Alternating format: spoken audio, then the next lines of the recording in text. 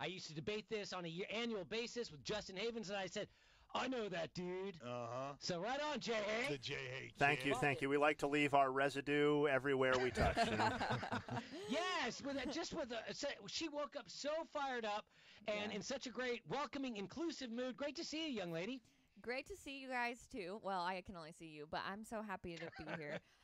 You know what? I've been waiting to tell you guys what I did on 4th of July because you're going to be so proud. I did nothing. Right. I did not drink alcohol. I did not smoke weed. I didn't take any edibles. I was just a good child of Christ. I stayed at my house. It was so awesome. Sounds like a banger.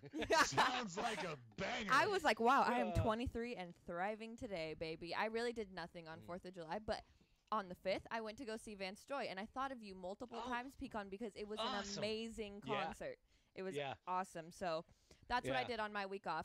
Besides that, I slept. That is incredible. Yeah. Well, 4th of July is so associated with boozing and fireworks, and I definitely got a lot of fireworks in. And by the way, just to kind of further eliminate my man card, I didn't see Vance Joy, but I saw the Counting Crows and live on Friday night. Down at Long December. It was awesome.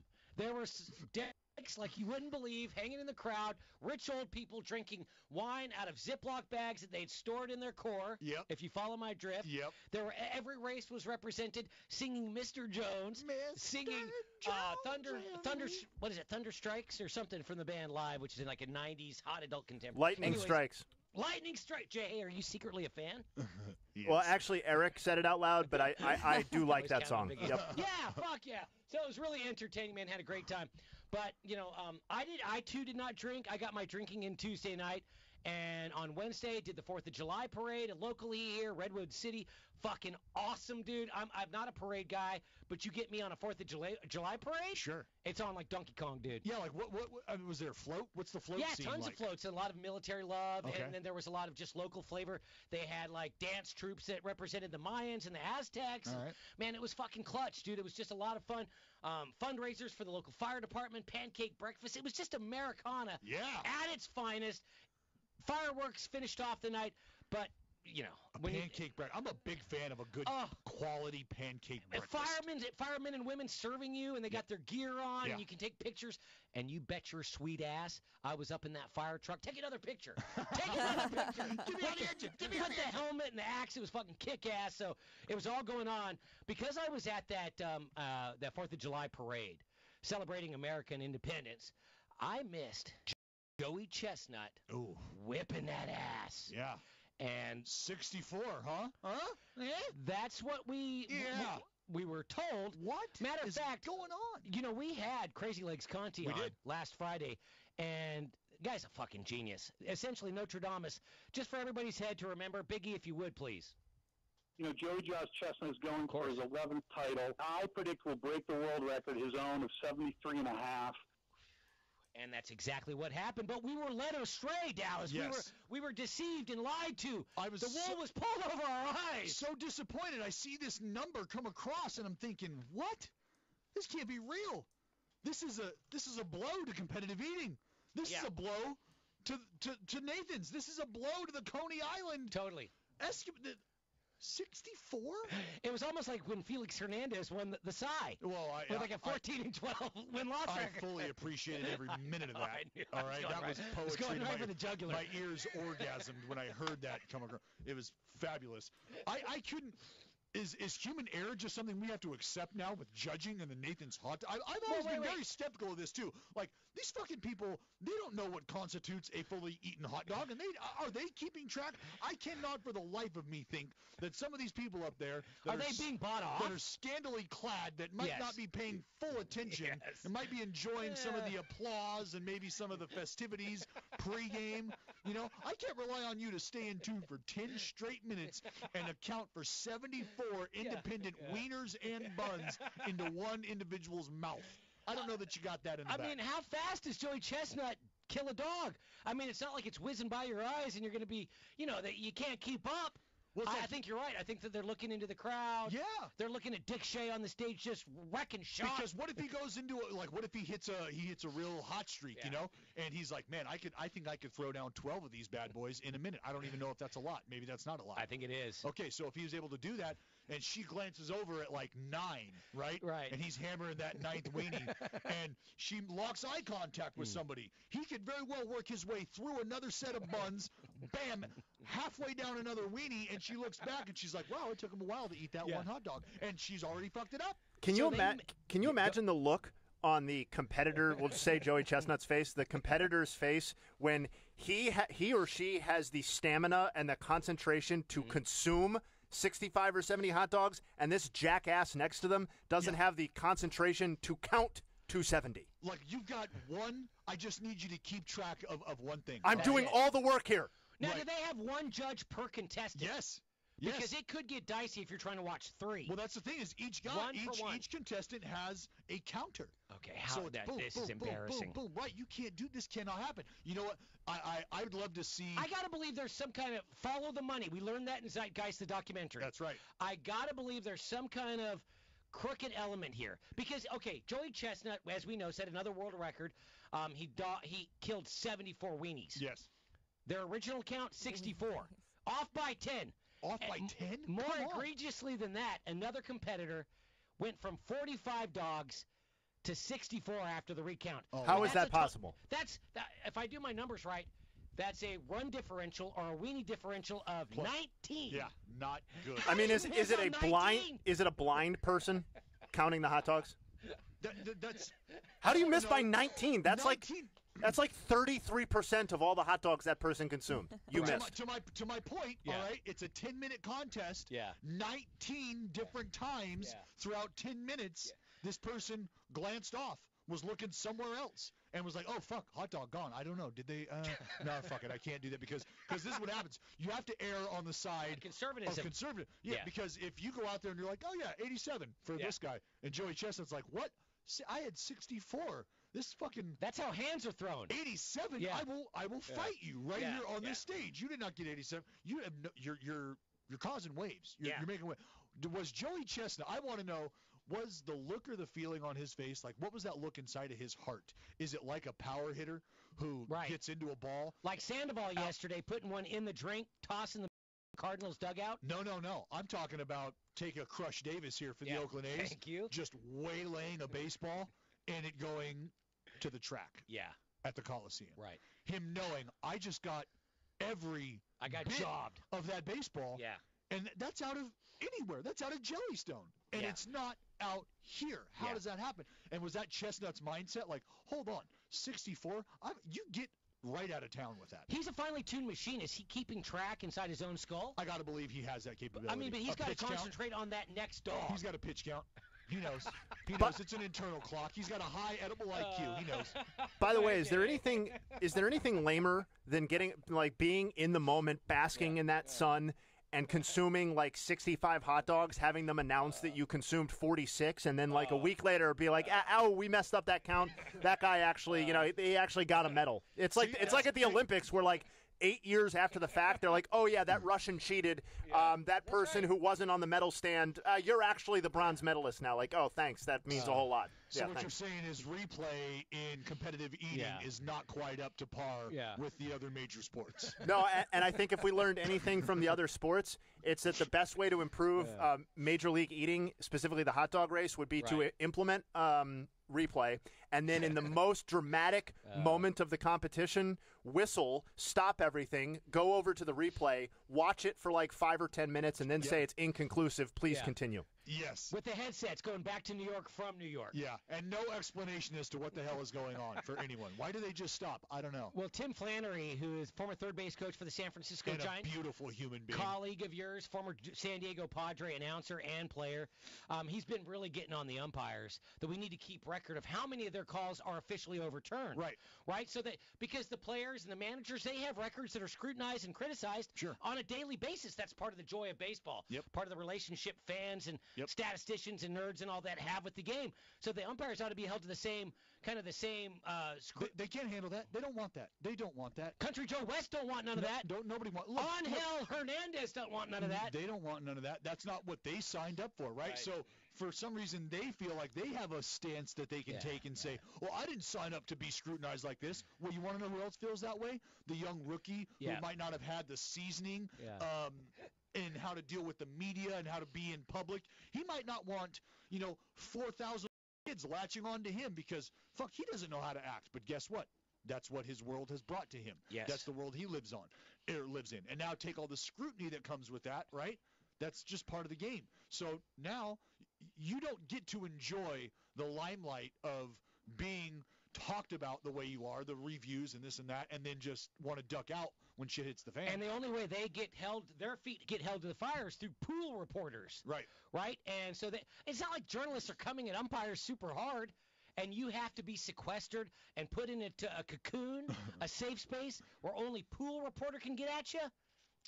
See, I think because what replay has done, it has allowed this to be the prevailing system, which is the human beings now are nothing more than like fleshy robots. They're fleshy robots. They're still giving you the human element. Right.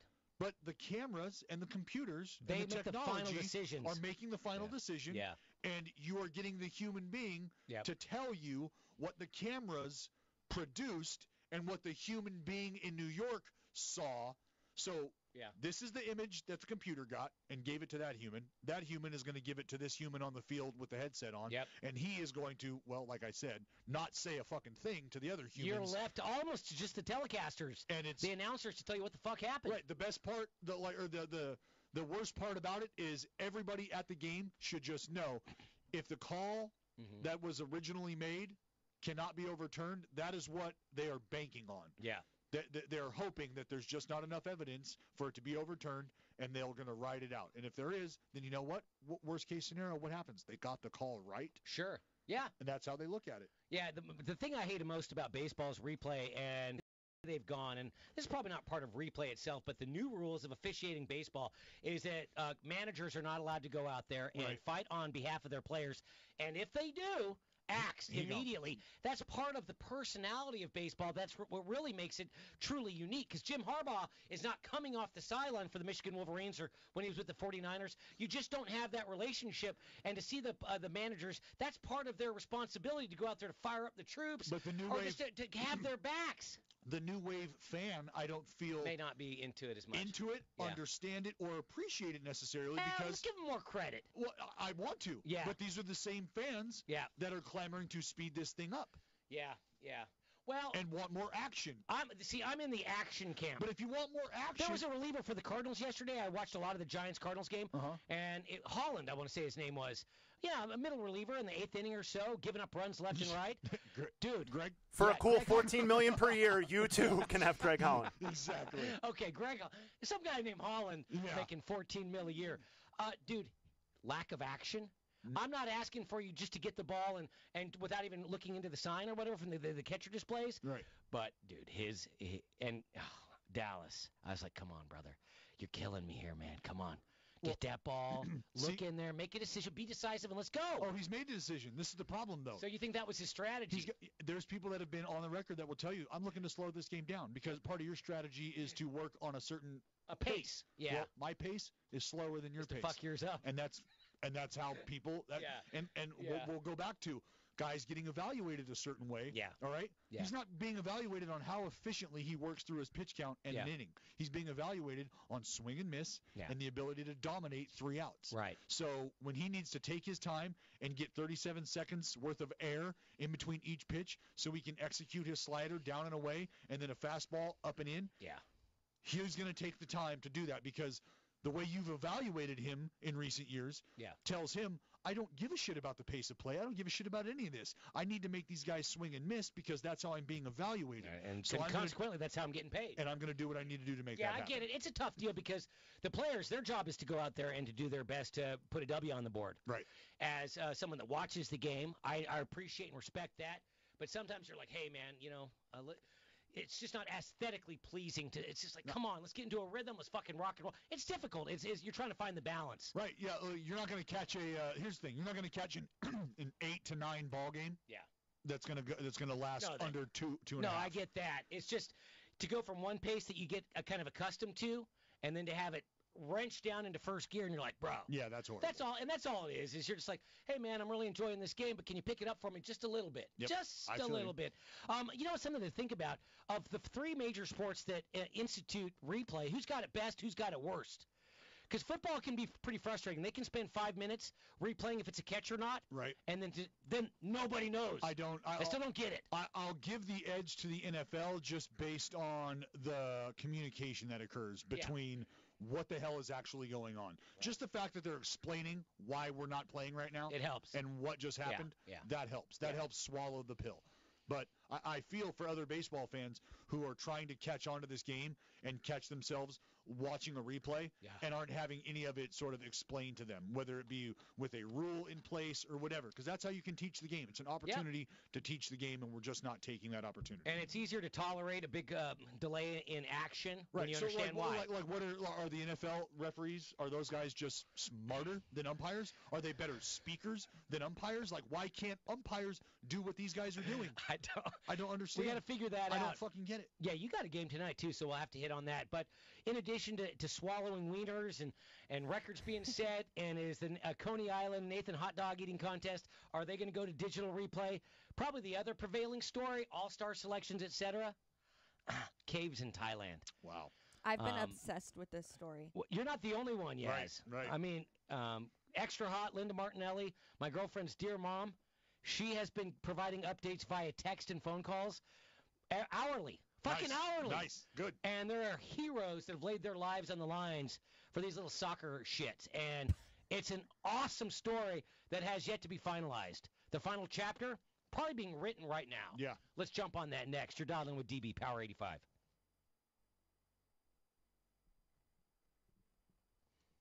All right, guys, 2.5. All right, buddy.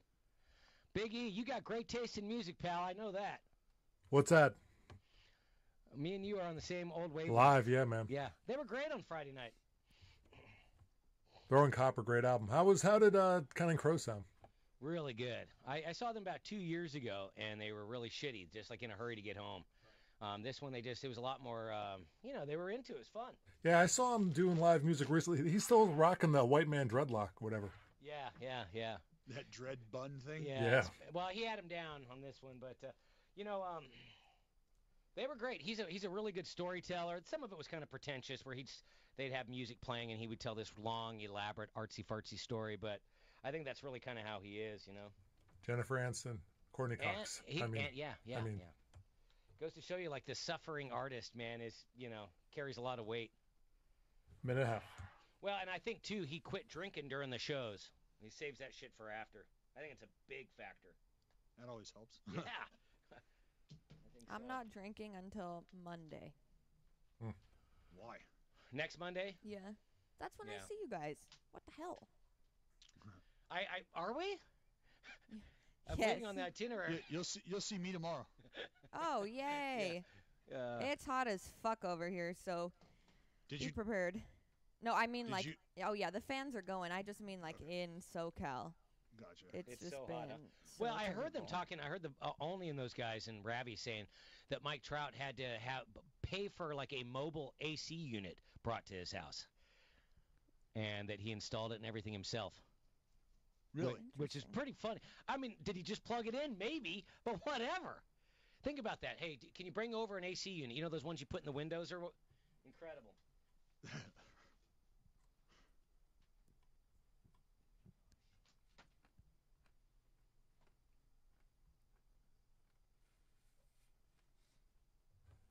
All right, coming back to him.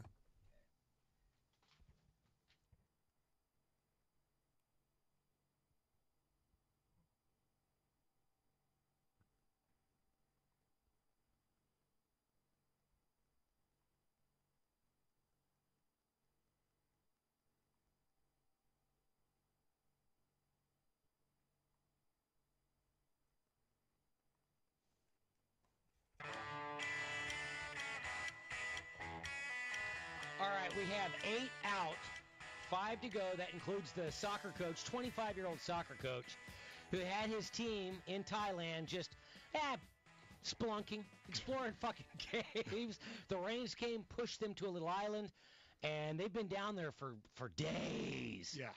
And it's an incredible story. Who amongst us has done time in a cave? Raise your hand. Me. My hand's raised. The walls can come in on you pretty quick. Sure. Especially when it's a damp cave. Yeah, I've never been in. And you know, like I'm in the Santa Cruz Mountains, Yeah, Pecan. Like yeah, you know, yeah, like yeah. but are those caves?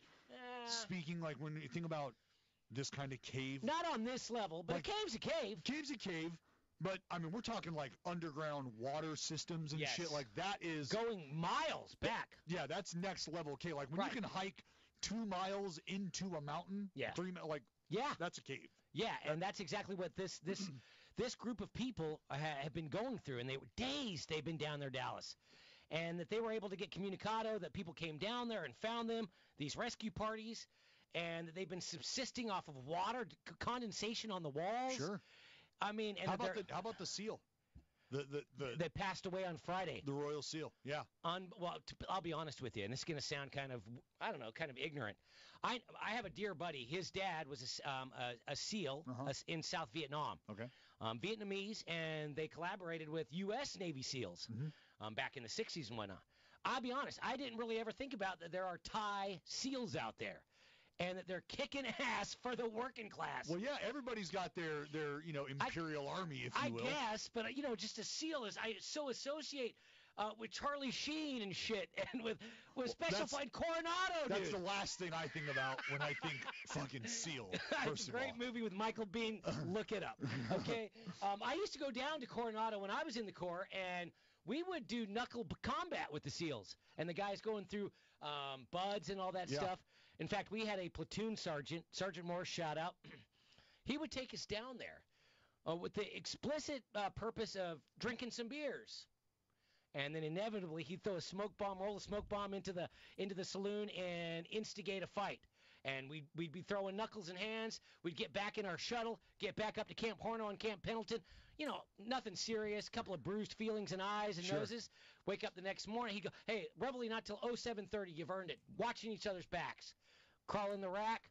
Only an hour later, boom, boom, boom, let's go. Get it up. Because anybody can train Sure. hard when you feel good. Yeah. Can you do it when you're banged up, Yeah. hungover, I like it. and you got a busted lip? So, anyways, the Thai Navy SEAL that went in there on Friday, at least late last week, and he was delivering supplies. Yeah, oxygen tanks. Yeah, exactly. So that future rescuers and the rescue teams could go through there, and they would have those supplies and tanks lined up for them as they're bringing the kids out. And he lost his life, man. But you want to talk about a guy going to Valhalla? Well, dude. This guy. Yeah, that's right. One of the greatest causes. Yeah. Being able to give your life and put your life on the line for Sure. another human being. Obviously, these children who they have no idea how to survive in there. No. I mean, They can't even swim. They're right. They can't even swim. They're being crushed by the monsoon. These rains are leveling or creating. It's murky. The currents, like the deck is stacked against them in every possible way. Have you ever gone swimming when you were hungry? Right. It's hard. You got no power. You got nothing. And swimming takes the load out of you. Yeah. Everything out of you. It's a full body workout. Are these kids? Hold on. Let's rewind here. The individual that took these kids off on this little adventure here, 24, Mid-20s? 24, 25 years right. old, coach, whatever. Nice job, Coach. That's my question. Is No, he it's getting not his hammered? fault. Is he getting hammered for this, or Pecan, you asked, or is the idea that they're safe and sound, or could be potentially safe and sound, hopefully find themselves safe and sound? Does that outweigh any anger you would have towards It's him? a tough one. It's a complicated question, and Yaz, you're pretty confident in your response. No like look at it this way: the guy, no doubt, screwed the pooch bringing him in there, right? I mean, that's not the most responsible action. Yeah. But conversely, he did something right to keep him alive. Well, he's done everything he can, obviously. Yeah. Like, there's no questioning that he's. So you got to show him some love and respect there. I don't know if you're a parent and your kid comes out emaciated. And, I don't know. I mean, you probably go through all of the above emotions. Yeah. You're probably simultaneously pissed and relieved and thankful. Yeah, I'm first question is, I don't remember signing a waiver. That's I don't remember signing a waiver. I'm gonna need. Does this guy ever get a job again?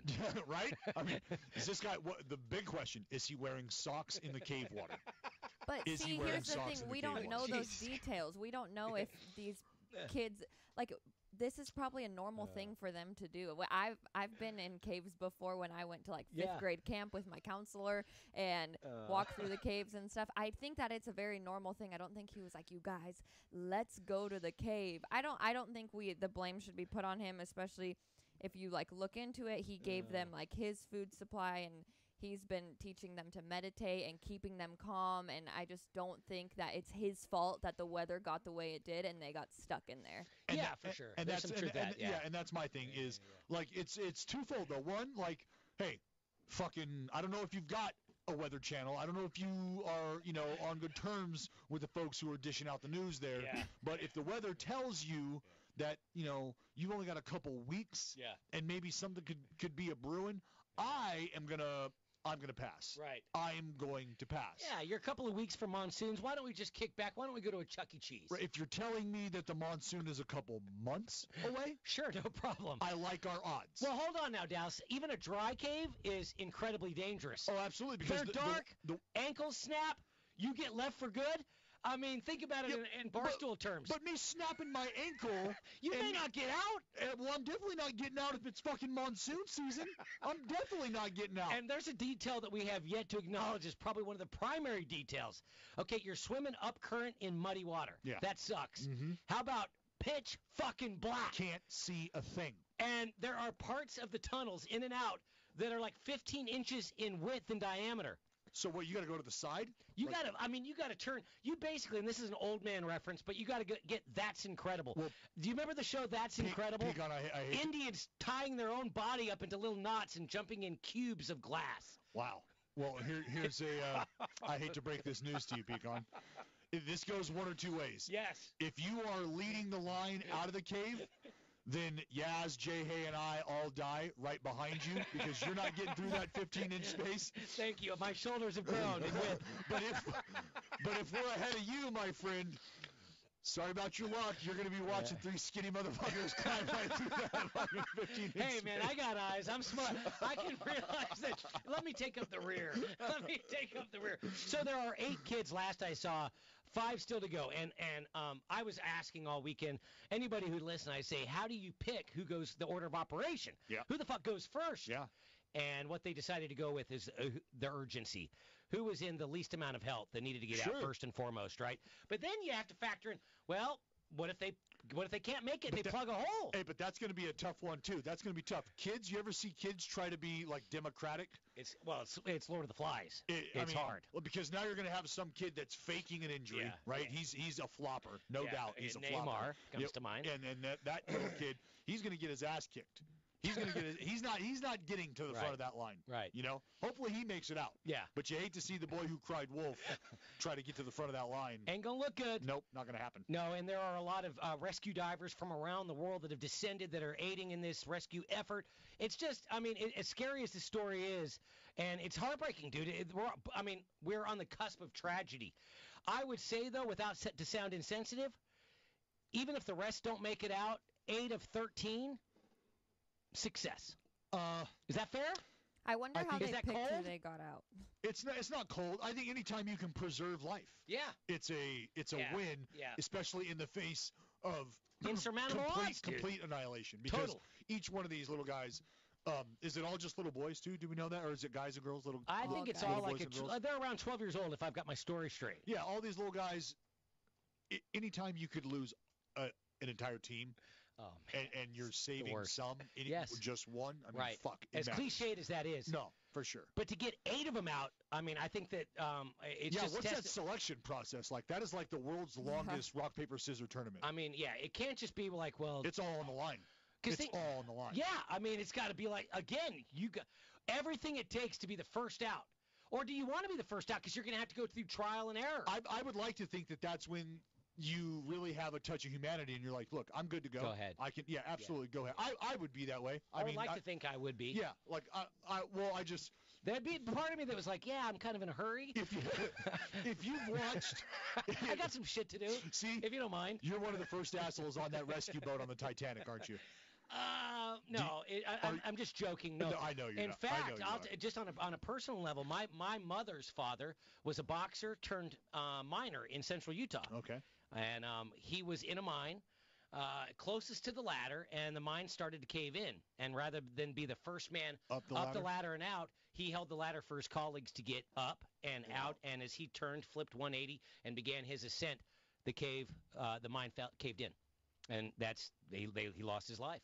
Wow. So I'd like to think I could follow those footsteps. Have that in you, absolutely. But you never know until you're fucking there, no, right? No, that's true. That is so true. And these kids, I think for the most part, they've been communicating via letter and videos and all these things they have personality. One kid, basically all he said was, I want to get out and get some fried fucking chicken. Yeah, holler at me. Yeah, I mean, you know what I mean? How did he know it was National Fried Chicken Day the other day? That's amazing. Well, was it national or global fried chicken? Oh, and by the global. way, the Thais, you ever go to a Thai fucking restaurant? Yeah. Their chicken? Fucking slamming. Yeah. Slamming. I'll rock with that. And then, of course, final note here on the Thai. Cave divers and the rescue attempt, and by the way, spelunking. I wonder if it'll boost spelunkers. It has to. Or if it'll diminish the interest in spelunking. Which, by the way, we're going to talk about some wild people. Travis Pastrana. Oh. Pamplona, the running of the bulls. Yeah.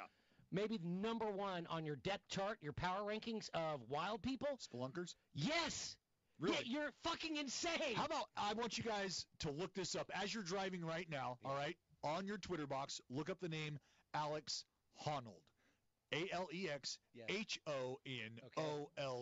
Yeah. Free climber that will blow your fucking mind. Does he go up or down? Does he go down into the earth? He goes up, way up. Yeah. With nothing. Yeah. With nothing, Pecan. They shot a documentary on this dude. Yeah. I know we got to wrap. We got to hit a break, but this is how badass this dude is.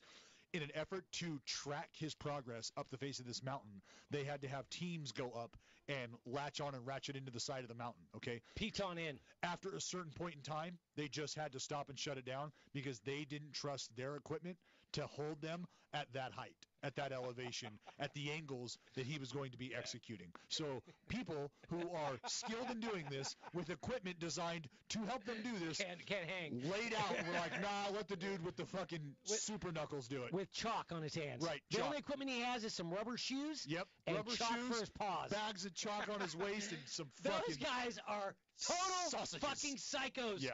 Because they typically don't even wear a shirt. He's a maniac, dude. Yeah. He's so cool, though. Yeah, I'm going to go do Al Capitan for breakfast. What are you up to? Yeah. Uh-huh. I got a bloody. Yeah. All right, I'm brunching. Yeah. And, of course, final note here, Elon Musk getting into the action. Have you seen the video? No. He's got an inner tube that inflates and has airlocks that he's been demoing at a public pool in L.A. Okay. And he's got that en route. He's taking that to Thailand. So, hey, Elon, thank you for your service. Probably this has more to do with Elon than the kid. Doesn't it always? Elon's losing a little bit of steam. I'm an Elon homer. You are. I'm a fanboy. You're a big Elon but fanboy. I'm kind of bumming out on Elon, dude. Why? Is it because you're a flamethrower? Or is it because you're not a flamethrower and didn't show up in time? Yeah, big flamethrower guy. I got I'm down with Elon, but this one reeked of a little self-promotion. Hey, the NFL. I'm a football guy. I'm an Elon guy. The football PED policy where they're encouraging snitching, all-time low. Ken Rosenthal said it best, snitches and bitches, baby. Kenny Rose. Bowtie Ken? He's a fucking Sicario, Pecan. I just found this out today. God damn, you just set me up, man. I'm already titillated. Let's do that next. You're dialing with DB, Power 85. Pecan, you got your first ad read coming back from break here. Okay, sounds good. I'm gonna go to if you want me to read some of these Pecans so you're not just hammered with them, dude, I can do it. Thank you, brother. Yeah, I also sent them to Dallas, so if you guys want to switch off, feel free. All right, let me do this first one. Let's see how it goes. Okay. Tuna. Are these just makeups for the holiday week, or are we getting more like? They're just more. They're just more like it's more promotion. Yeah, that's good. No, that's good. Yeah.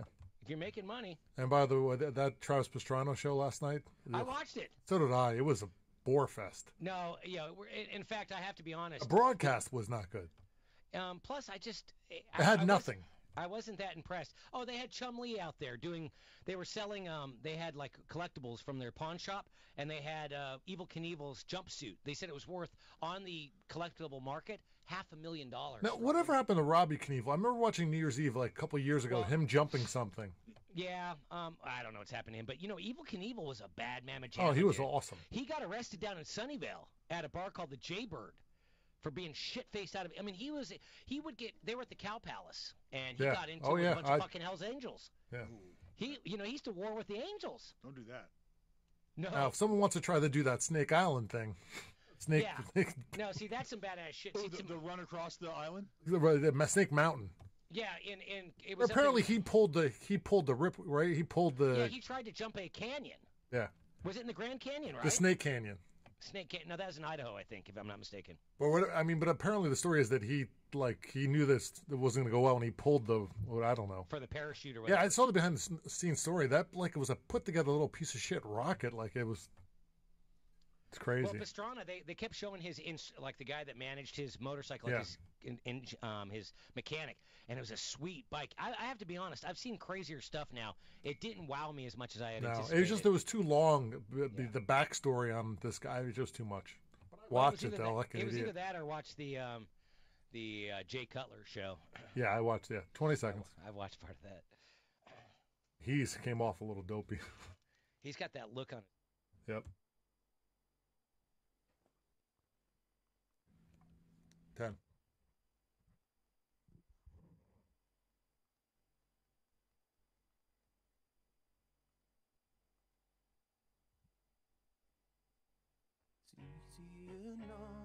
Yeah, I saw these guys Friday night with Counting Crows. I mean, look, I'm not going to go see Post Malone. Okay. No? I like the Counting Crows. I'm not ashamed. Good. Yeah, and Yasmin saw Vance Joy. I got Ben Howard in September. I used to be a Slayer, Metallica, Iron Maiden, AC/DC, King Diamond, Merciful Fate guy, Dallas, always on the reggae tip. But now I've kind of mellowed out. Okay. I'm a, singer-songwriter guy, whatever. I get it, whatever. Big movie score guy. Yeah, I am. Basil Polidorus, if you come to the Cow Palace, I'm there, buddy. John Williams, R.I.P. Okay, we got Jared Carabas in about 15 minutes. His Punch-Out tour between the Bronx and D.C., where he was behind home plate every fucking game, electric, dude. Yeah, I can't wait to get after. Thoroughly enjoyed it. It was awesome. All right, when was the last time you replaced your toothbrush? Do you always brush twice a day for a full 2 minutes? I don't. I need to. Paying attention to these good habits makes a huge impact on your health. Introducing Quip, spelled Q-U-I-P. That's Q-U-I-P. Quebec Uniform India Papa. The new electric toothbrush that helps to fix brushing habits that most people get wrong. Quip does this with a lightweight and sleek design, simple timed vibrations and guiding pulses to give you a perfect 2-minute clean. Bulkier electric brushes have awkward charging stands, believe me, I know, modes you don't need, and cost 5 times as much. Quip starts at just $25, and you can get brush heads refilled automatically, delivered on a dentist's recommendation. It's a 3-month schedule for only $5, and shipping's free. Quip has been featured in GQ, Oprah's O-List, and Time Magazine named it one of the best inventions of the year. Go to getquip.com/Dallas right now and get your first refill pack free with a Quip electric toothbrush. That's your first refill pack free at getquip.com/Dallas, spelled GETQUIP.com/Dallas. Good stuff. All right. I was gonna say that's not how I spell my name. That's not how I spell. If you can't spell Dallas, you got issues. You got bigger issues than you know how many people ask me. So is your name, one. Is your name Dallas like the state? Oh, dude. No. And I want to fucking cry. Go ahead. Sorry. Fuck. D-A-L-L-A-S. Simple. Get it in you. All right, dude, I'm a big football guy, but the NFL has really annoyed me. And they're still the biggest badass on the block. Make no mistake about it. But this kind of shit is annoying me. The NFL has a new PED policy that encourages snitching. For example, you get popped, right? Can't have this. Hey, we'll reduce your sentence by 50% if you'll kick over some intel and data on your teammates or other guys in the league. Like, what are you trying to do here? Like, you're going to get somebody. You're going to get somebody killed. You're going to get somebody. Well, that's an extreme consequence. Well, yeah, it is. And you want to know what else is? Because they're not going to prison. We're not talking about the feds and the DEA. Homie, we're talking about it's big consequence, big money. Exactly. Yeah. My ability to feed my family. Yeah. Okay? Yeah. And in any sport, not just football, because I don't want to say that this is just a football player mentality. No. No. I have friends. I came from an area in which that is how you survive. You do what you got to do to survive. And part of the code in those environments is at no point in time do you sing. No. At no point in time. You get yours. Sure. However you can. I'll even look the other way. And if you can't get it, and it takes you singing and blowing my spot up or blowing somebody else's spot up, well, you got to know how this game is played. Right. And there are consequences and repercussions for people who don't understand how that type of game is played. So now you're going to take this into this sort of realm, because this is what happens. That guy who went and sung, he gets his leg taken out. Because we find out who that guy is. Well, you find out because his suspension is less or lighter than the prescribed suspension. Well, and see, then what would happen is now what are you going to do? Start delaying the handing down of punishments? Let's say I get popped at the beginning of the season. Yeah. And they're trying to bang me for 6 games. Yep. But I'm like, no, Pecan, I've watched this guy eat fucking steroids for breakfast, lunch, and dinner. He's snorting Winstrol between snaps. You need to get this dude. And all of a sudden, my 6-game suspension that has been looming for God knows how long, 3-4 games into the season, now gets cut down to 3, but we come across the board, all of a sudden, Pecan has a 6-game suspension. Oh, yeah. So it's like, holy shit, Dallas just had his 6-game suspension reduced to 3, and now all of a sudden news has come across that Patrick Connor is somebody who does steroids. Well, they can't be that, like the committee or the rules committee or the people that are in charge of discipline. They have to figure out a way so it's not as obvious, right? No, that's the problem. Pecan is all they're looking for is a means to an end. How you survive the waters that you choose to swim in, that's on you, bud. That's your problem. You put the bathing suit on. Well, you're the one who jumped in this Shark Tank with a fucking chum suit on. You're the asshole, not me. Let's put this in civilian terms because the DEA, the feds, CIA, they've all been doing that for as long as the day is, Remember, if you get caught or exposed, we have no knowledge of this relationship. Right. Well, and that's how that goes. They'll hide you in witness protection, right? You can't do that in the NFL. If you're still valuable to them. That's right. That's right. If you're still valuable to them. But once Henry fucking Hill, he was out in Arizona eating macaroni and cheese with ketchup. Yeah. You know what I mean? No, I feel Good fellas. I feel you. Yeah. Hank. I feel you. I wonder if, and a lot of players have reacted. Chicago Bear offensive lineman Kyle Long definitely made it known. Yep. And they're sending messages. These aren't just like emotional reactions. I think that they're sending out essentially like gangbangers will tag a wall up. This is our area. This is our turf. Don't come here. They're sending out basically they're tagging up, letting people know if you do this, there'll be consequences. He was like, nah, homie. Don't be fucking around snitching. Lane Johnson, Super Bowl winning tackle out of Oklahoma. Yeah. No snitching. No. I mean, but there may be teams that use this to their advantage. Let me tell you something, all right? You think these men don't have an understanding? Because it's one thing, baseball and football are completely different in terms of what the body is demanding, okay? I'll go to bat for baseball initially and say, look, we have to have something that allows us to be on the field over the course of 162 games. You have to allow these individuals to get themselves up for competition, or you have to allow themselves to be able to recover, whether it be via the supplement route or whatever it is, okay? And through baseball, we've understood that when you're trying to enhance your performance by taking some of these drugs and some of these supplements, that's not a route to go. Sure. All right? The football understanding that I have come to sort of I don't want to say I've been let into, but talking to guys, I have friends that are in the NFL, and they understand what is required of the human body to be able to function 6 days after fucking 60 minutes. How about after a Sunday night game, you bang, Thursday night you're going after it again? This is what I'm saying. Exactly. So you think about 60 minutes of car wrecks and then recovering and doing that 6 days later. Like your neck might not hurt after getting rear-ended until 4 days after the fact. And now here you are strapping it on 48 hours later. That's a man. So they understand. Like, look, whatever you're doing is as long as you are not turning yourself into the Incredible Hulk, which ultimately is a byproduct of what these guys do. Sure. They want to be healthy. Yeah. They want to be healthy, No. and they know what it takes, the demands. And they're in a situation contractually where they don't have the upper hand. No, in fact, there was no Marvin Miller representing the NFLPA. Right. They only have a finite window. There's not a lot of double-digit careers in the NFL, so you better be out there each and every week, or your ass will get cut. Right. And that's just a fact, Jack. Not everybody's Joe Thomas. No, Not that's everybody's right. Joe Thomas. And Right. I think or Tom Brady. And I think a lot of people, well, hey, Tom Brady, you can't go throwing that name around, right? I know this will set well with our the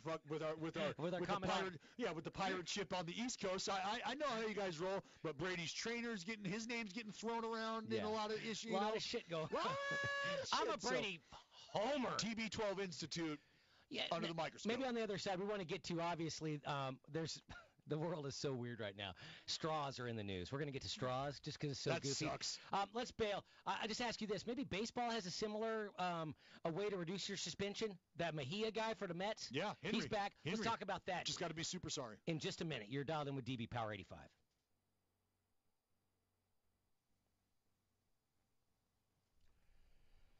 Okay. 2.5. All right, buddy. What is this one? Oh, yeah. Oh, my God. What happened? Oh, Yaz just did the Celtics thing. Oh, okay. The fan. Somebody.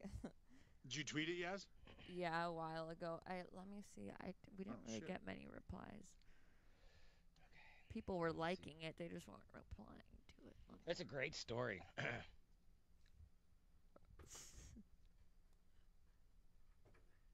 2 minutes.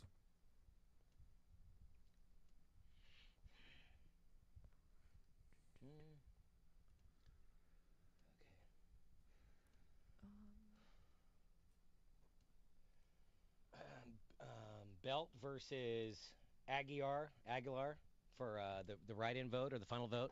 Do you like the final vote thing? I think it's pretty cool. It's a pretty cool element. It gives teams and fans I think it's harmless. an opportunity to rally around. Sure. And what's crazy is to think that now you're starting to get a little insight on somebody's character, right? Yeah. A little bit of personality from them. Yeah. This whole push for them to make the All-Star game. You got people creating, mock like class president campaigns. Yeah. Vote for type shit, Well, the Giants fans, they're really good at these kinds of things. Oh, yeah. I mean, they had Freddie Sanchez getting almost the guy hadn't played. Well, 1 minute. The Royals, when they had fucking Omar Infante and who else? Just, Anybody want to take a guess on Jared's final vote in the American League? Who's that going to be? Whoa. Benny Buttcheeks, right? Yeah. It's here, I got the final vote, guys. Who else in the American League? I like better not be Stanton. I can see Gene Segura or Rosario. 30. Mean Gene. Give it to Mean Gene. Yeah, why not? He's got to get there. Think about the impact he's had on that team. It's been, for all that team's gone through, that they're still chugging along. What have they won, 6 straight or something? No, they lost Paxton on Saturday. That cost me about $45. All right, 10 seconds. You got titted?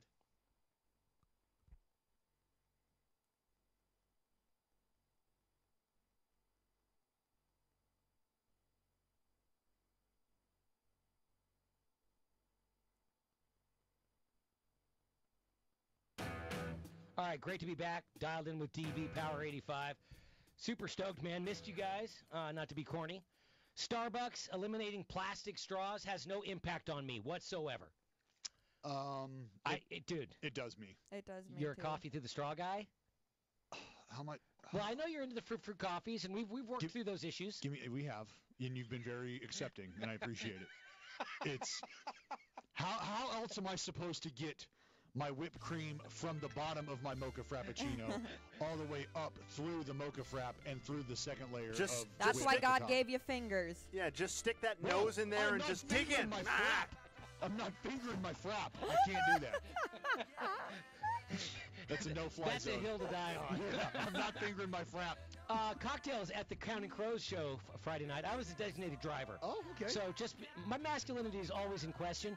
I don't straw cocktails. No, no, not sucking a cocktail. Totally with you. Nice, J.A. How do you take in that margarita? Well, how are you gonna lick that awesome salt off the rim if you're drinking through the straw the whole time? Yeah. J.A. salty rim job. Oh, Straws aren't for salt; they're for something else. But we had straws. I had a Diet Coke, DD, and it was cardboard, and it sucked. I'll get used to it, though. That's terrible. Terrible. All right, bring that man in. Carabas, next. Dialed in with DB, Power 85. Maybe Oh, that's good.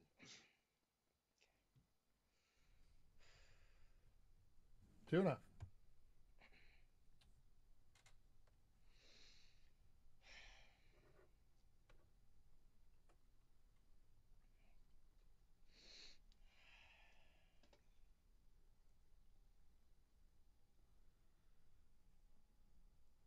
Like what the Mariners did this year. Kinda, yeah. Like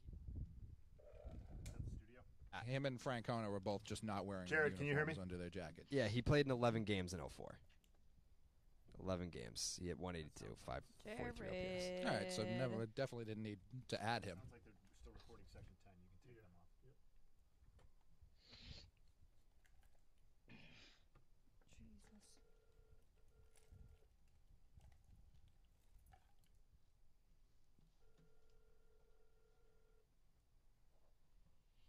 How does Kemp, this resurgence late in his career, just because I'm jaded and cynical, this is kind of suspicious, wouldn't you think? Hey, Pecan, I don't currently have Jared. I'm not really sure what he's doing. So I can hear him. As of right now, we're flipping the A and B blocks, okay? Okay.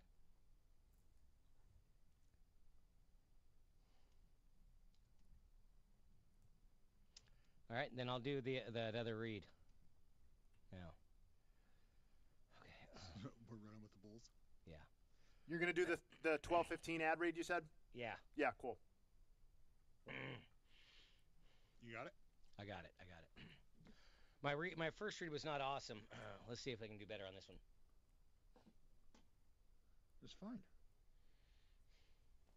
30. God, real estate is going up in Stockton. Such a beautiful thing. I'm feeling an anxiety around the Bay Area. All right, 20. I'm feeling it. It's tangible. People are worried, man. Yeah.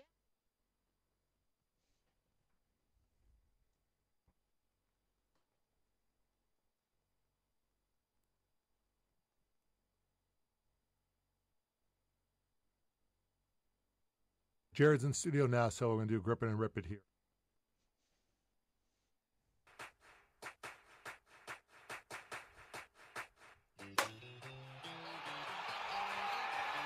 Easily the best Grip It and Rip It segment we've had this week. And Jared, it is all because of you. I'm the Dark Knight of baseball reporting. Jared Carabas, he's next right here. It's time for Grip It and Rip It, brought to you by Dish. Switch to Dish to get the same bill every month with the 2-year price guarantee. Dish, tuned into you. To learn more and sign up today, call 1-844-CALL-DISH or go to dish.com. Lot to get to. MLB All-Star selection snubs. Bryce Harper getting a little bone thrown his direction. Blake Snell. Verlander, he's already inactive. You got Ohtani. You got the Kung Fu fucking Panda doing his thing Friday night and last night. All kinds of shit, too. But to me, Dallas, it's all about Jared's Punch-Out Tour. Probably my favorite element of 2018 so far, seeing him behind the home plate in both the Bronx and our nation's capital, just punching fools out. Jared, Electric Factory, bro. Yeah, I mean, the Rocket was doing his thing back there. It was quite a sight to see on Saturday night. I mean, holy shit, 11 punch-outs for the Rocket back there, and then you go over to D.C. Tuesday. He's punching them out left and right over there. It was actually, so the pitcher for the Red Sox on Tuesday in D.C. was Brian Johnson. Yep. And I texted him before the game, and I was like, hey, BJ, I got the balls and strikes. Don't be nervous. And he knew what was coming. And there were actually like a couple acknowledgements to the Rocket behind home plate. So that was also nice that, my efforts as one of the best, if not the best umpire in Major League Baseball were acknowledged by the players on the field. Jared, Mike Krukow It's gives part a of the scouting brotherhood. report. Dallas knows what I'm talking about. It's just it's people that aren't in the league don't understand that shit. Jared, Mike Krukow always gives a scouting report on that day's home plate umpire. Like, he squeezed it. He allows high strikes. Whatever. What would be the Jared Carrabba scouting report on how you call balls and strikes? I mean, guys are going up there feeling comfortable. Feel like this guy knows the zone. This guy knows my zone. Yeah. And he's quick with the strikeout. So you go into it.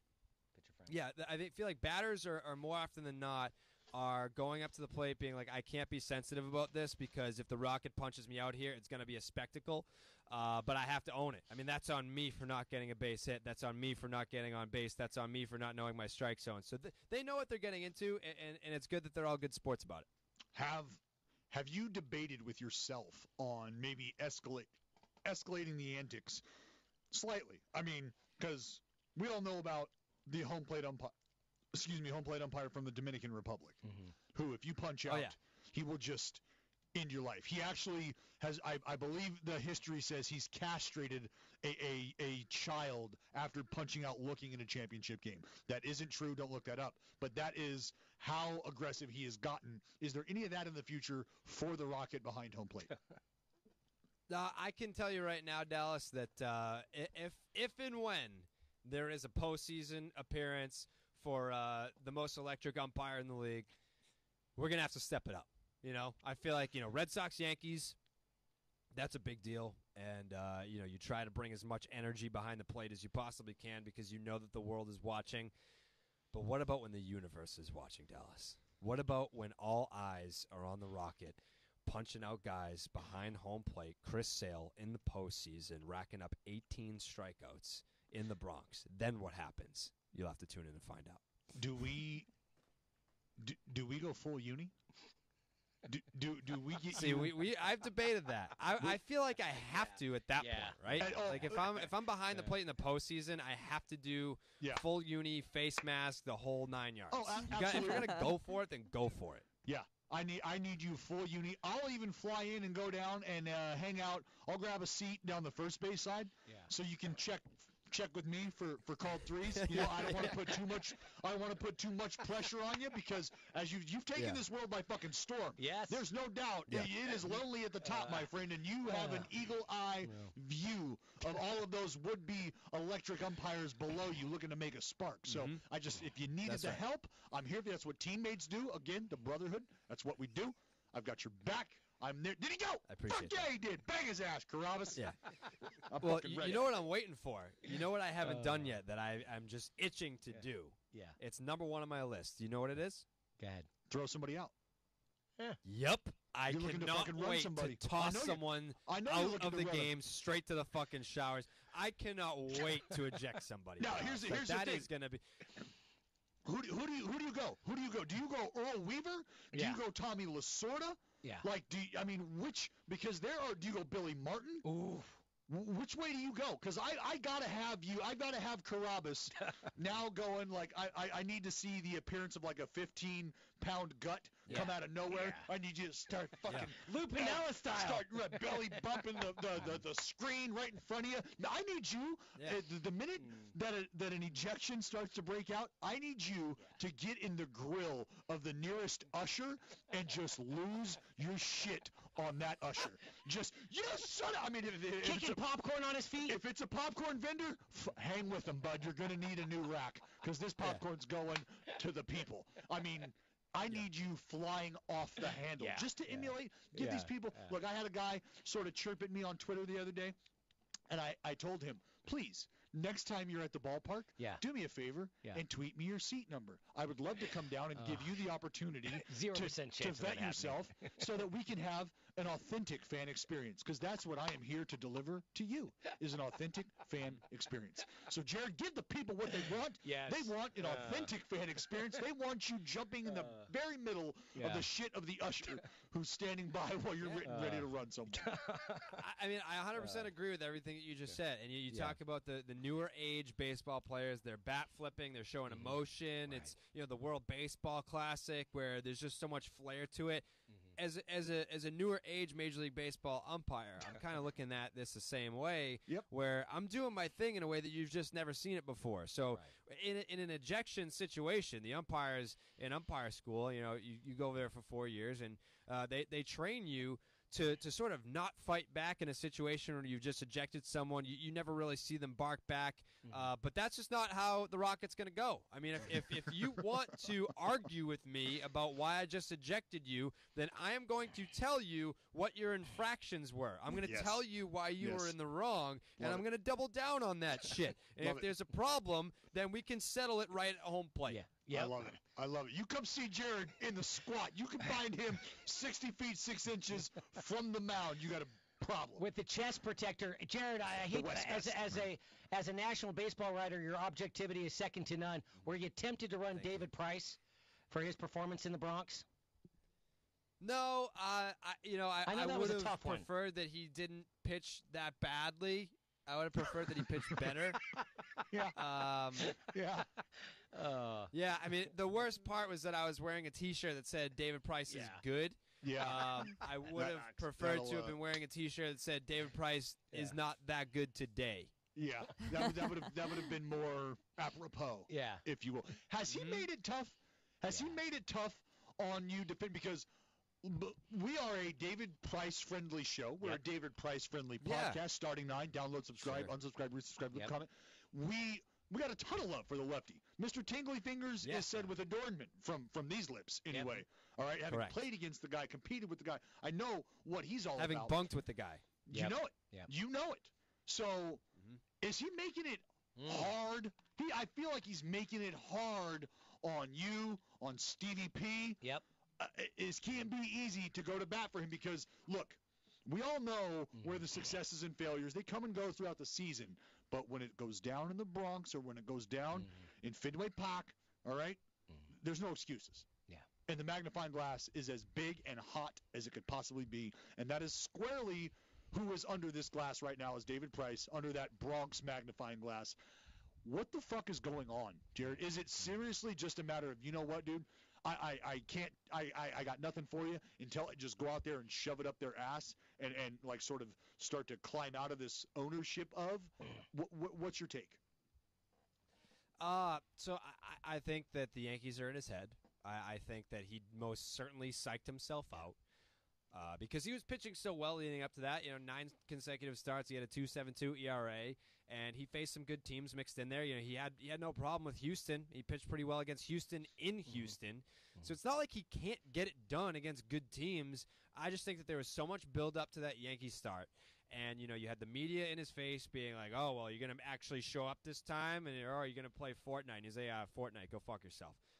And so I think a lot of that was he had so much time to think about it. And then there was also the narrative that he had ducked the Yankees the last time out because he had the carpal tunnel syndrome thing where he had to miss his most recent start against the Yankees. Then there was just so much time in between that and then his first start being the one where he got shelled at Fenway. I think that he had so much time to think about this. There was a lot of build-up, a lot of hype. The Red Sox are playing so well. And then he also had the whole he had to follow that fucking act on Saturday. I'm not talking about my umpiring. Chris Sale was phenomenal against the Yankees. So that's a tough act to follow. That also puts pressure on him to be like, well, good luck, kid. Like you're the fucking main event. You're Sunday Night Baseball. You're the series finale. You go out there and shut him down because Chris Sale made it look easy. And then he goes out and has literally the worst start of his career. So I think a lot of it is psyching himself out and the pressure that he puts on himself to perform. Not everybody can play in the pressure cookers. I mean, wearing the pinstripes. Sonny Gray, he's got an 8+ ERA in the Bronx. So not everybody is cut out to play in these incredibly bright lights, right? Yeah. Well, I mean, Sonny Gray's got skill. Sonny Gray has skill, and I look. I'll say this, and I was on the record saying this when this trade happened. Yeah. One, I know what the Yankees think they're getting. I think I have a better idea of what they are getting. Yeah. In terms of how he handles failure and how he's handled scrutiny. He just never seemed like someone who really wanted to answer questions on why things weren't going well or how he felt he was going to right the ship should he ever struggle, because he pitched his ass off. He won some big playoff games here in Oakland for the A's. So I'm not taking shit away from the guy. Nothing at all. I'm just saying, having been around him, having spent some time around him, and having watched him from afar, I felt like I had a pretty good idea of what the Bronx was going to offer Sonny Gray, more so than what they felt Sonny Gray had to offer the Bronx. And that's what I felt like they should have paid attention to more, because you listen to him talk about his game plan and his approach on the mound. This is a guy who does a lot of tinkering, a lot of fiddling, and for me, there's a couple different ways to look at that. One is this guy's trying to find his way. Well, Sonny had established himself as a reliable starter, a frontline starter, 1, 2, 3 guy. Yeah. And to be that guy and still kind of not really have a solid, no pun intended, grip on how you like to go about things on the mound. And what I'm getting at, Jared, is I feel like there was a sense of uncomfortability in himself with why he's having successes, how he would fix failures, and taking that over to the Bronx just didn't seem like a good idea at all. Yeah, this is a bad call. It's a bad call to have him on your team if you want to have successful games when he pitches. Hold on, but one thing. What does David Price and Sonny Gray have in common? Vanderbilt, baby. Yeah, Vanderbilt. I mean, are Commodores, do they flame out in the league? Is Tyler Beatty a first-round pick by the Giants? He's never made it up? Wait, flame out? David Price, flame out? In the biggest stages, he has not had great success. Flame out maybe a little bit. People forget that David Price was the best pitcher on the Red Sox last October, by the way. That doesn't suck. Those are facts. Those are facts. Well, I want more out of my SEC brethren. Dansby Swanson may be our greatest hope. Wow. All right, I've got my chop going. Jared, when you saw the All-Star rosters, what'd you think, man? What were your initial reactions? Positive, pros, cons, whatever? I found it to be a little bit strange that the National League MVP, Jesus Aguilar, was not a starter. I mean, obviously, you got Freddie Freeman, but I think Aguilar should have been on the team in some capacity. Now he's in the final vote, which is odd when you think that he leads the National League in OPS. He's tied in home runs. He's second in weighted runs created plus. I think he's third in runs batted in, second weighted on base average. You just go down the line. This guy is literally the best offensive producer in the National League this year. Not an all-star. Find that to be a little bit shady. And then the Blake Snell thing, obviously the American League leader in ERA. How the fuck is he not on the team? You have guys like Jay Happ is a fucking all-star. Give me a break. Blake Snell should for sure be an all-star, and he'll get there. And I've seen a lot of the guys, like Chris Archer, my guy Rocco Baldelli. They've all spoken out about this, and their point is valid. He'll probably get named to the all-star team as a replacement or what have you, but that's not the point. He should have been named initially because you look at the competition that he's done this against, being in the American League East and having to go through the Red Sox and the Yankees, and how he's come out on top more often than not. And, leading the league in ERA, he's a fucking all-star. I think those were the two snub. But I would say on the positive side, Matt Kemp. Yep. Very happy that Matt Kemp was an all-star starter. He won the Saugus Rocket Award, the first annual this year. He did. The player who's too old to be as good as they are. He won, and he's an all-star starter this year. And this was supposed to just be one of those hokey trades where they're unloading salaries, and they were going to release him just to sort of fudge the books a little bit. Jared. Oh yeah, and he deserves it. And told him to beat it. Yep. I'm not going anywhere. All right, I'm the guy who dated Rihanna. All right, go find another umbrella to stand under, because I'm fucking setting up shop out here in L.A. out in the outfield, pal, and I'm going to the Midsummer Classic. So save your money, dump your salary, go F yourself, is what Matt Kemp has said. Jared, I got something to ask you, my friend, because sure, you would love to see guys who deserve to get to the All-Star game, who deserve to start in the All-Star game. You'd love to see that happen to them, wouldn't you? You would love to see that happen, for sure. Love it. You would hate to think that a Jesus Aguilar could potentially miss out on that acknowledgement because somebody who's less deserving gets the nod, right? Wouldn't that be unfortunate? Yeah. That would be very unfortunate, yeah. So, what are your thoughts? You know where I'm going. What are your thoughts on Bryce Harper starting in this game? Jared, what are your thoughts? Because I believe there's a couple guys who are playing the outfield for your Milwaukee Brewers. Yeah. Low Kane? Yelly? Is Kane on the DL? No, Yeah, he's he back. was, yeah. He's back. Yeah, okay. he was, but he's back. Okay. These guys, I feel like could start the game. Either one of them. What are your thoughts? Because Aguilar not getting the love that he deserves, he has earned or whatever, could be for a multitude of reasons. I don't think it's because the guy that they have starting at first base is just so much better and so much this and that and the other. I don't think that's what it is, right? Like you, or excuse me, you. Right. So, what can be done about this? How do we change and make sure that a Blake Snell is there? And how do we make sure that a guy like a Scooter Gennett gets the opportunity to become Bryce Harper-esque? Because this could be the year that Scooter Gennett goes on a 7 to 8 year run of being an unbelievable player, and nobody knew it until now. But if he's never given the opportunity to be celebrated the way that a lot of other guys are celebrated, because I want to celebrate Bryce Harper. I love the guy.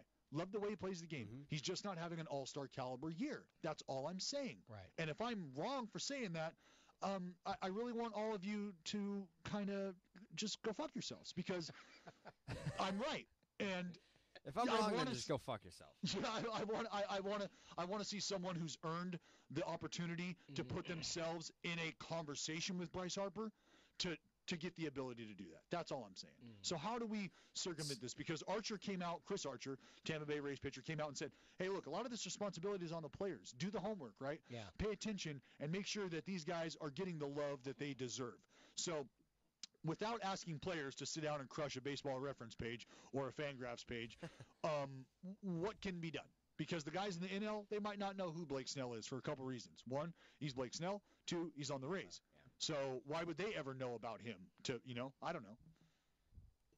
No, that's fair. I think, when you're talking about pitchers, the players vote on that. But when you're talking about a guy like Aguilar, the fans vote on the position players. So the fans kind of swung and missed on Aguilar not making the team. But with Bryce Harper, now that the All-Star game doesn't count towards home field advantage in the World Series, I'm less likely to say that Bryce Harper shouldn't be there. He's hit 21 home runs, 50 RBIs. That's one home run short of the National League lead. So it's not like he shouldn't be there. If the All-Star game was anywhere else but DC, I'd probably feel more strongly about it. But for right now, it doesn't bother me a ton, other than a guy like Aguilar should. Yeah, he should be there. No doubt. What I'm getting at is, let's say you're a guy in your third year, okay, getting ready to creep up on your first year of arbitration. This is your platform year, and you've got the numbers that Lorenzo Cain does, and you're not getting your start.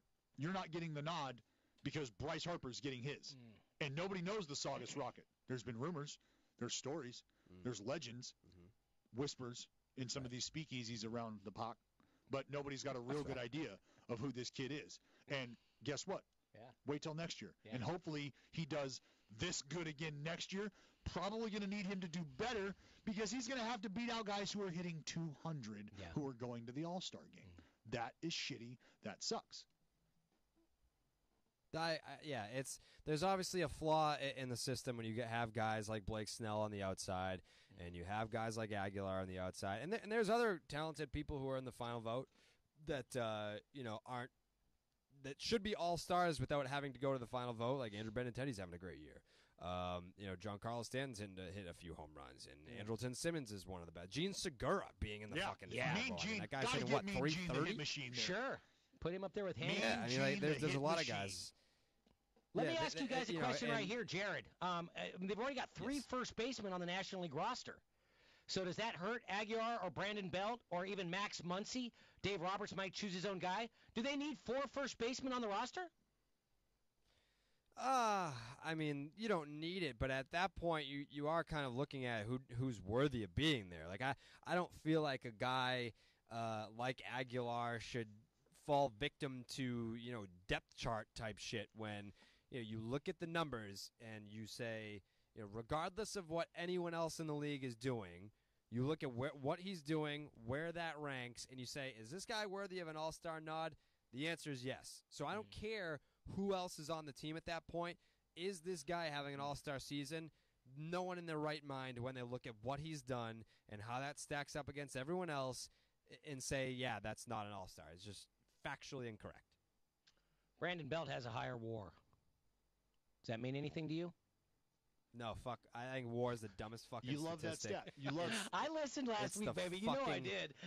Dumbest goddamn statistic in baseball. Yeah. There's 2 formulas. Everyone's like, yeah, well, what's his WAR? People were saying that to me about Benintendi. Like, oh, you didn't mention his WAR. Is that why he's probably not good WAR then if you didn't mention it? I didn't even fucking look at it. Who gives a shit? Yo, just for the record. I knew Jay was going to stick his nose in this. Just for the record, I have no time for a baseball analyst who is sitting here citing OPS, which literally combines 2 numbers that have nothing to do with each other into one number that becomes even less valuable, while he's sitting here shitting on WAR.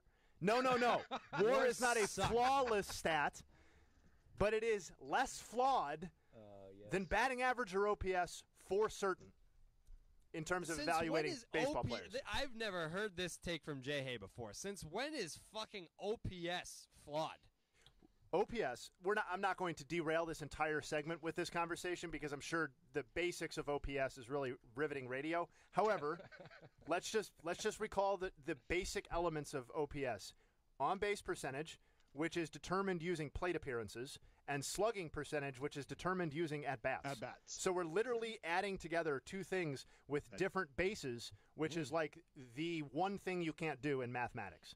OPS was founded as a quick shorthand for people who didn't really know what they were doing. Now, it's still helpful, and adjusted OPS is even more helpful than that, but I'm not going to let you sit here and slander the good name of wins above replacement while talking about Jesus Aguilar's OPS over his 215 plate appearances or whatever he has.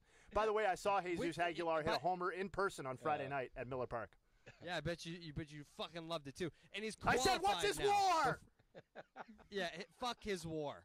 I don't give a shit about his WAR. I gotta look at 2 different websites to find out his fucking WAR. Who gives a shit? Find me a statistic that has one formula that makes sense, and I'll start using it. Oh, because it makes sense. It doesn't make sense. If you say WAR, you got to be like, well, which one? Is it Baseball Reference or is it Fangraphs? And then it's like, who gives a fuck? When you ask Major League Baseball teams, and here should be like the dagger to WAR being a useful statistic, when Major League Baseball teams are looking at signing a free agent or trading for a player, they use their own formulas for wins above replacement. They don't use Baseball Do Reference. they use They their don't own use formulas for Fangraphs. wins above replacement, or do they use their own formulas for OPS? Because it sounds like all they're doing is improving upon WAR, which would mean that WAR is not useless. It would mean that the WAR that we have access to is useless if teams aren't using it. Dude, that means WAR that every is like piece a subjective statistic. That means that every piece of data that we have as a public is useless because teams will always be ahead of us, and that's obviously not true. We're not being held to the standard of evaluating baseball players by the stuff that the teams have that we're never going to have access to because it's. But there's only we're talking about basic statistics here, where it's like on base percentage is what it is. Like it's your on base percentage. Correct. Like another and team on could be base like, percentage hey, is a come useful up with a stat. better on base percentage. Yes. And so is slugging percentage. And you know what takes those into consideration without smashing them together? WAR. What is it good for? Yeah. Everything. There's absolutely different everything. Formulas, and you would have Major League Baseball teams will go to statistic developers and say, we value this area, we weight this area the most, we weight this area this much, we weight this area that much. Now smash it together and make me a fucking statistic, nerd. And that's what they do. And we don't have access to those statistics, and every team looks at quote-unquote You can create your own. differently. That's the idea. You create your own. Look, this is something that I have seen unfold out here in Oakland time and time and time and time again, is players have a a sense of value created about them, and then they are presented on the market, whether it's position viability or small nuanced numbers like that, where, hey, guy's never played left field before. Well, guess what he's going to do when he gets to Oakland? He's going to play left field 15 fucking times. You want to know why? Because he's now a left fielder if he plays left field 15 times. Yeah. So now they're just adding value in their own way, so you can't deny them when they go to you and tell you that this guy's utility ability is what it is. You don't get to poo-poo the 30 starts here, the 12 starts there. Nope, those are real. Yeah. Those happened, and that's now who this guy is. Right. Whether you're buying into that or not is up to you, but they have created value for this guy if you're looking at it through their lens. That's what each team's job is how do we get better with what we have? How do we make what we have look better than it is so we can take that to market? All right. We have all week to get ready for the All-Star game next weekend or next Tuesday in Washington, D.C. Nick Markakis, phenomenal story. We'll come back to Matt Kemp, how he's had this huge uptick in his career after losing 40 pounds. Yeah. What the fuck's going on there? You get yourself right, man. You get the wheels underneath you. Things start Good to work guy. out. Yeah. It's an odd thing, but it's fun to see him have a resurgence in his career. There are guys on the team, I'll be honest with you. Joe Jimenez. Yeah. Who? Vasquez from Pittsburgh? What? Can we go back to Kemp for a second? Please. Is it just a little bit strange that we're falling all over ourselves, not just us necessarily, but nationally, to praise Matt Kemp's return to form when basically the return to form is him not being a fat ass anymore? And getting in baseball shape so that he can earn the $25 million a year he makes? Like, isn't that fucking odd? That the guy couldn't fucking move. Pounds. Yeah. The guy couldn't move around the outfield. John Copalela, rest in peace. When the Braves acquired him, it was one of the harshest comments I ever remember from a GM publicly. He was like, basically, he's not in good enough shape to play right now, and we're going to get him into the shape that he needs to be to play. Like, I get it. It's cool. I'd always rather have baseball players be good than bad, but it's just strange that his return is a return to fitness. Yeah. And not like he battled back from a blown ACL or something. Well, I mean, he did have ankle issues. Yep. And you want to know how those came up? Yes, I do. Let me tell you about putting too much weight on your joints. Yeah. So I get that. It's funny though, J.A., because this is the world we live in, my brother. Yeah. For sure. You're celebrating PED users. You're celebrating, like, it doesn't matter. All of that shit has gone away. It's all gone away now. Yep. And you can say that it hasn't, but it has. Henry Mejia will play baseball again. He was a lifetime ban, 2 years. Come on back, brother. Right. Amigo, get back in the game. The minimum time that you can spend away from the game during a lifetime ban was spent, and then he was reinstated. Let me just bounce off what Jay Hay said about the scouting report on Matt Kemp and that he couldn't play defense anymore. He led baseball in double plays last year with 25. Did you hear the Mazalik comments about Fowler in St. Louis last week? Ooh. He roasted the shit out of him. And I think he was being forthright, saying that he wasn't getting what they expected out of Fowler, giving him that contract, $16 million a year. And then he backtracked it a little bit and basically said, well, I was talking about the team. I wasn't talking about Dexter Fowler per se. Per se.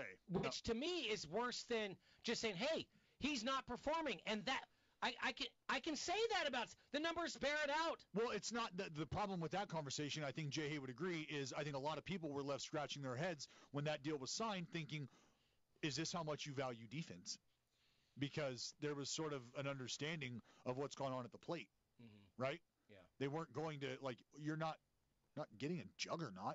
No. You're not getting so. I mean, but he was questioning his effort, and he questioned his effort while he was on paternity leave. Yeah, I don't know about questioning that man's effort. And then Fowler came back, and he was like, "Man, he did mention my name, so I have to take it somewhat personally." And then Mazalik said, "No, I was talking about the team." To me, that's kind of weak. If you meant it, stand behind it, and that's rare coming out of the Cardinal organization. They're usually pretty buttoned up, right? Yeah, no, true. Oh, I had what you call it? Hayward and Fowler mixed up. Yeah, Jay Hay. Yeah. They're the other Jay Hay, not our Jay Hay. Hey, speaking of guys that are out of shape and still coming back, Jared, how many times we got to go through this? Pablo Sandoval's like going through a 1 for 19 or something. Pablito. Friday night he goes yard, and then yesterday he bounced one into the drink and had a phenomenal game as the Giants wrapped up their series with a win against the Cardinals at AT&T. So we just can't win versus this fucking guy. Yeah, he's having such a fucking awesome season, such a great comeback season. Hey, Jay, do you know what Pablo Sandoval's WAR is? Stand by. Can you please check what Pablo Sandoval's WAR is in his awesome comeback season? I think it's higher than Eduardo Nunez's. Oh no! I do think that is true. I think those are facts. Oh shit! And I believe aren't the Red Sox still paying Pablo? Yeah. So they're paying for Pablo's WAR, and they're paying for Eduardo Nunez's WAR. Do you know what his WAR is, Dallas? I don't. You asked me, and I just threw that out there. Do you want to take a stab at? He's having such a good year. I mean, like, Pablo's? Just take a stab at what is. Yeah. Why do I feel like your hate spear is aimed at me right now? I'm not the one. No, I'm not the one. No, I'm simply just asking what his WAR is I don't know. because obviously if he's having a good year, then he must have a good WAR, right? Well, not necessarily. WAR is a very jaded stat. WAR is a very jaded like stat. It's like not really that useful, kind of. Yeah, like I mean, because also you have to think the replacement level players on his team. Is he that much better than them? Here's the secret. The secret here. That stat can get very muddy. Jared, instead of using this to bash WAR, we can probably reach the conclusion that Pablo Sandoval's just not actually having that good of a season. He's just a guy. He's just a guy. We just happen to notice every time he does something relevant because Jared hates him so much. I know, but 8 bombs. There have been some moments. I love him. Hey, Jared. He's the panda. How could you not just want to go to a game, wear a fucking panda hat, and watch this guy waddle around the bases and struggle to bend over to tie his fucking cleats? How could you not love that? What's more surrendering of your masculinity? Drinking out of a straw, a cocktail out of a straw, or wearing a panda hat, Jared? I mean, I just love doing both of those things, so I can't really relate to either of them on a negative level. But I can tell you that his WAR is actually 0. It's almost like he's just not even there. Wow. Yeah. I'm tempted to bury the hatchet. I am. Jared, don't think less of me, pal. You want to bury the hatchet with Pablo? Yeah. I feel like all the negative energy I have towards him is ruining me as a human being. It can affect you. Yeah, so. I cannot relate whatsoever. I just have always just been like a beacon of positivity for that fucking guy. I've always believed in him and just his attitude. His attitude is really what sells me on him the most. Like when he shows up to spring training the year after having the worst year of his career and he's just like, I don't have anything to prove. I love when he says stuff like that. Well, he's at peace with himself, Jared, and that's the kind of impact he can have in a clubhouse. That is what you like. That's what we're all just going for. Is I don't have anything to prove to anyone. I don't care that you're paying me $95 million, and I haven't done a shred of anything for you as a person who's paid me that money. I don't have anything to prove, and quite frankly, I don't need to do anything in order to get better, and I'm just not going to get better. That's kind of my strategy. It's inner peace. I'll forever hold it against him that he said getting up at 6:30 in the morning to work out was too difficult. But I'm ready to move on. Wow. I am. Yeah, the hatchet has been buried here. Right in his neck. His chubby neck. All right, Jared, kick-ass stuff. We got tons of shit and storylines as Big J journalists to carry us right to the Derby and to the All-Star game next week in D.C. So great job today. Great to have you back from the Punch-Out Tour, and we'll listen to you tonight on the Evening Yak. I can't wait, guys, and looking forward to D.C. That's going to be a lot of fun. Fuck yeah. Great. Fuck yeah. Oh, yes. Our nation's capital, baby.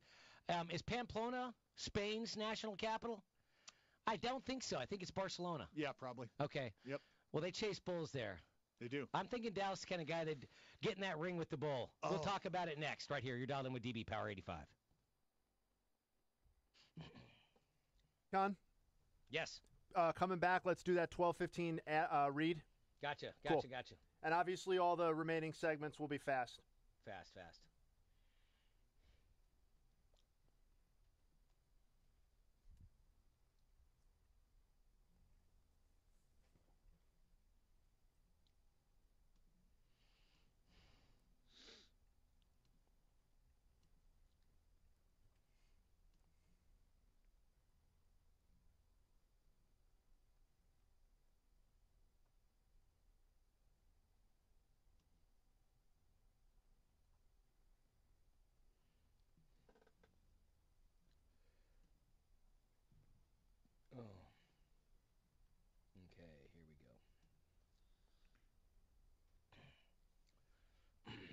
Hey, Pecan.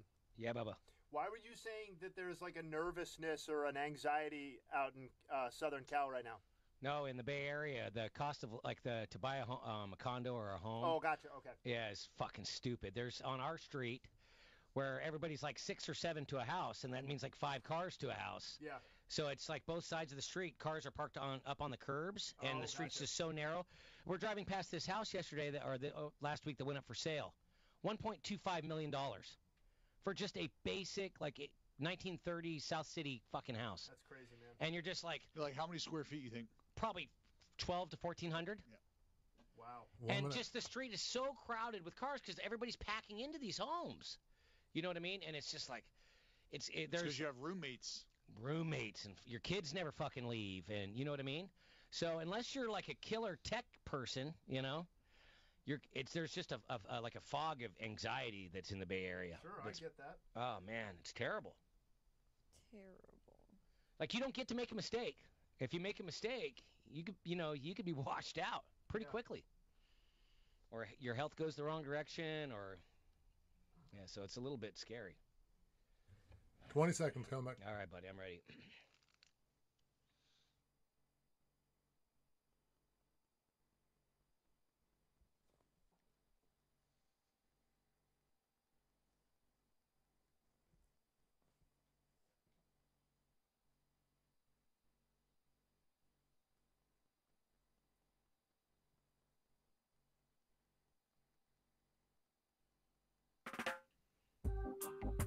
After a nice, hearty, thick Joey Chestnut level of hot dog eating segment with Jared Carabas, we're kind of going to buzz through the remaining minutes of Dialed In with DB, listening to staticky jazz music for endless minutes while on hold, standing around for hours waiting for the technician to arrive. Does this remind you of your satellite company? Does mine. Dish hears your pain and believes you deserve a better TV experience. Dish is ranked #1 in customer service nationally by J.D. Power and customers. Plus, Dish offers 75-minute arrival windows for their technician appointments. That means you can spend more time enjoying all your favorite shows in live action with the latest technology and the best support team. Dial 1-844-CALL-DISH. Go to dish.com or visit a local retailer near you to switch. Dish listens. It's how they stay tuned into you as a customer. It's all based on J.D. Power 2017 U.S. Television Service Provider Satisfaction Study. For more information, visit jdpower.com. Would you go to Pamplona and run with the Bulls? Because it looks fun, but it's also kind of stupid. Yeah, no, I couldn't do that. Just based on the I would think you were the kind of guy that would go run. No, I would love the idea of it, but knowing what happens at the end of that race, like, why? What, like we're going to slay that bull? If there were no video cameras, do you think there'd be less people there? Because I feel like you want the action shot to hang in your den or your man cave. For me, that's a pure experience thing. Yeah. That's a pure experience thing. But there's nothing humane about this. There's nothing I want to like. I understand tradition. I get it. I'm not asking you to shut it down and stop it and let's not wear leather anymore. It's not what I'm saying. Right. I'm saying that I don't want to like the fun for me or the allure is gone now that I have grown older and feel a certain way about certain things. Sure. I just like for me it's a bunch of people who are being chased by bulls, living off the thrill of escaping death, and then they go into a ring where this bull is ultimately tortured. Tortured. I think so. It's not think so. It is. Yeah. Over the course of a period of time, this bull is stuck and ends up bleeding to death. Yeah. Like that's what we're celebrating. Like I just always feel like if you reel it back a little and take out all the fancy words and all the culture, the romance that surrounds these types of things. You haven't lived till you've been chased by a Brahma. Right. Like what? Yeah, I have. Yo, if this event took place in like West Texas instead of Spain, people would have no fucking interest in this at all. You don't think in Odessa, Texas, they're having a run with the Bulls? 75 people would show up. It wouldn't be like a world phenomenon.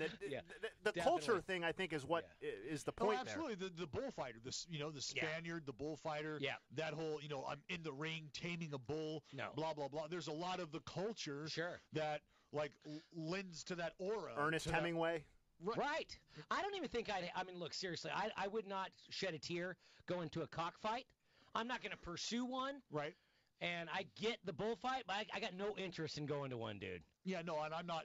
I'm with you. I'm not crying over two chickens locking up in a ring, but I am not searching the dark web for my local cockfight ring.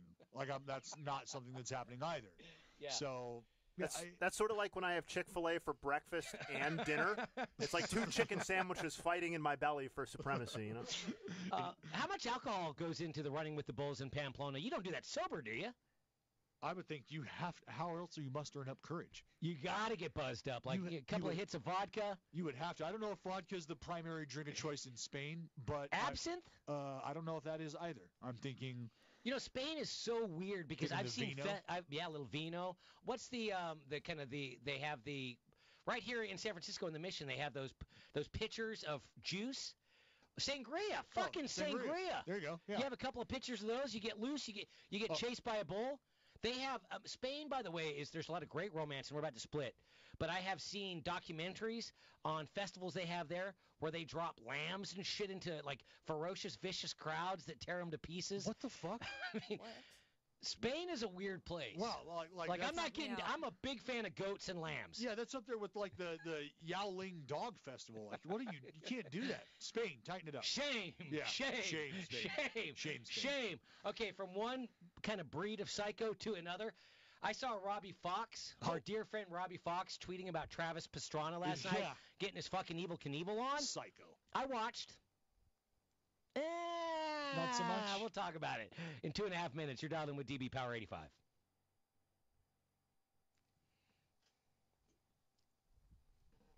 Two and a half.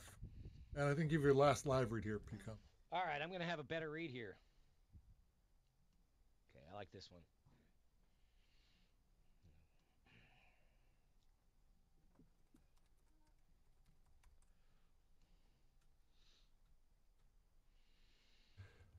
Did you see when they were interviewing Johnny Knoxville on there? No, I didn't, dude. Yeah, they had a panel. Johnny Knoxville, Bill Goldberg. Well, they really pulled out the red carpet for the guests between the jumps. There was one a couple of years ago where this family, the Walenda family, I think it was. Oh, the guy walked across the tightrope. Yeah, that was, to me, that was stimulating.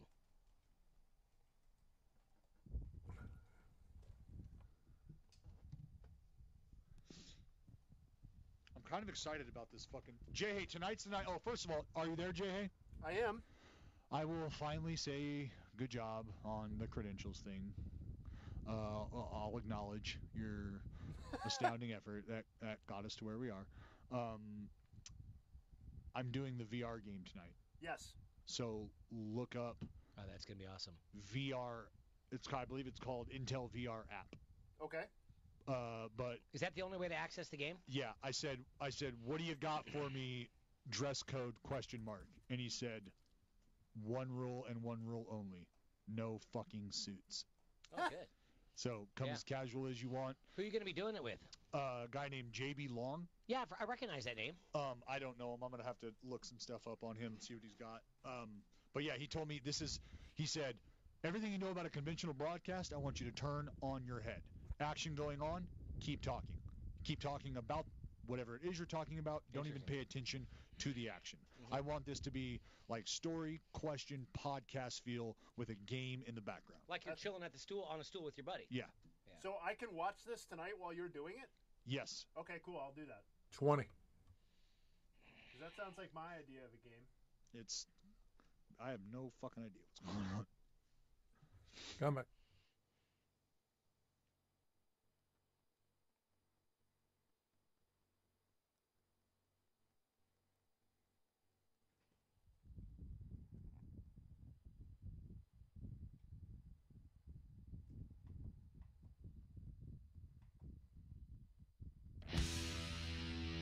All right, when you live in the country or in a small town, you know a few things that city types don't. City slickers. I mean, come on.